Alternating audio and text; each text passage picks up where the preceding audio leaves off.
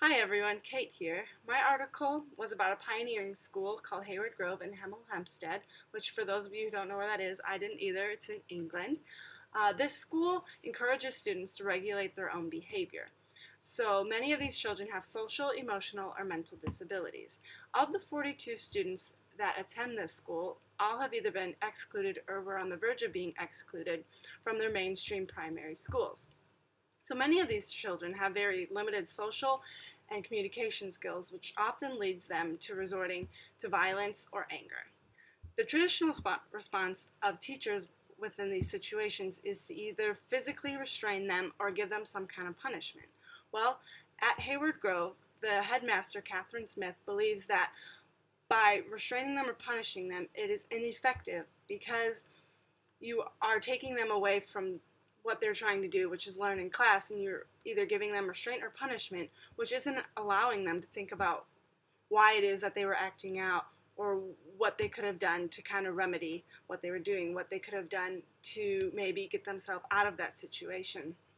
So many of these kids, they feel stressed because of the rules that are implemented on them.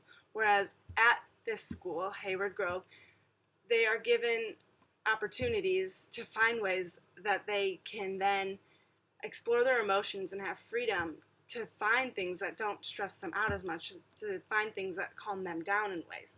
So at Hayward Grove, they have enacted the Just Right State program, which is a series of activities and foods that allow these children to kind of explore their emotions and explore the things that kind of make them feel stressed. And it was the first school to actually implement this into their entire curriculum. So what they kind of do throughout this program is they have 40-minute sessions each day where they go through activities where they roll on gym balls or they climb up ladders, they eat different foods, and a lot of these activities allow them to actually find ways to kind of de-stress themselves or find ways to calm themselves down in situations where they can't handle what is going on. So rolling on gym balls kind of allows them to have that feeling where they're being hugged because they're really in tight with the gym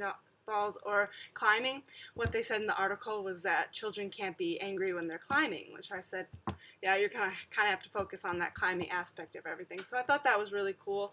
And another thing I thought that was really cool that they did in these activities was to give the children food. So they say that food has regulating properties, so then sweet and salty and warm spices kind of comfort the children, which I can see you give them a piece of candy, they feel comforted. Citrus is has an alerting property, so you give them an orange and they feel very alert.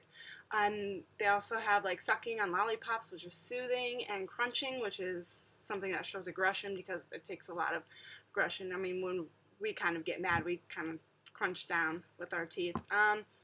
So another thing that they implement is that it's a program that uses 9 characters from a children's book, and it is the Scared Gang. There's different characters within the book that kind of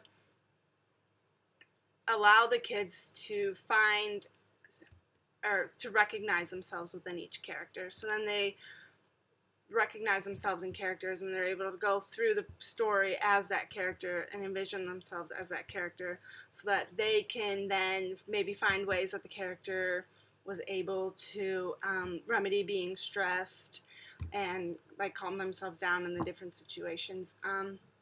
So because the program has had a lot of success, it has also moved to Ireland and Australia, and it has also been used on adolescents and adults, and I thought that was really cool because they're having success and they're being able to show that it's not just working within England but also in other countries. And